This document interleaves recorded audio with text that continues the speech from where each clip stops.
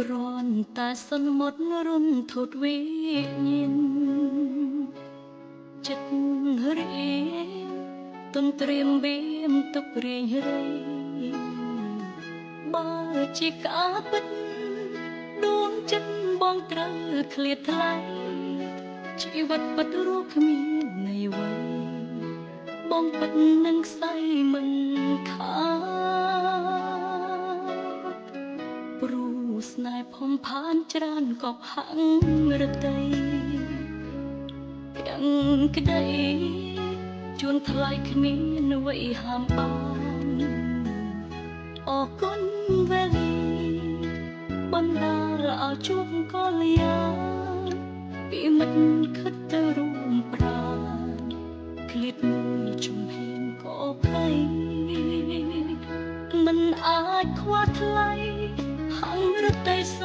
ងសារពីរៀងទូរស័ព្ទលើកជើងក៏ពោលចិត្តក្រៃស្និទ្ធស្នាលដល់ធ្លាប់មិនចង់នឹងស្ដាប់ពាក្យឃ្លាតថ្លៃស្រី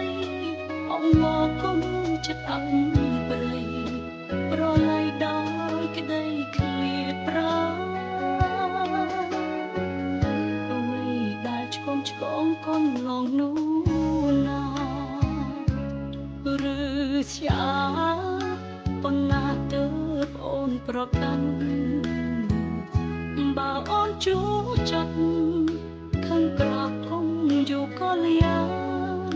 បេះដូងគ្មានអូនមិនបាននឹងស្អីចាក់ឋានហើយមុំ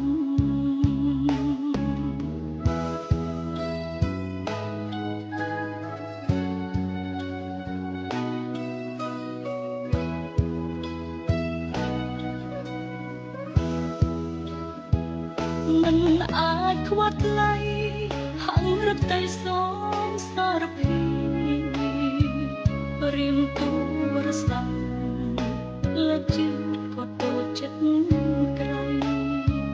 ស្និទ្ធស្នាលដល់ធ្លាប់មិនចង់នឹងស្ដាប់ពាក្យឃ្លាតថ្លៃស្រីអងវគុំចិត្តអាប់ប្រៃប្រឡ័យដល់ក្តីឃ្លាតប្រាឆ្កងកូនឡងនោះណាឬស្យាប៉ុណ្ណាទៅអូនប្រកាន់បើអូនជួចិត្តខឹងក្រគំយូកលយាបេះដូងគ្មានអូនមិនបាននឹងស្អីចាក់ឋានហើយ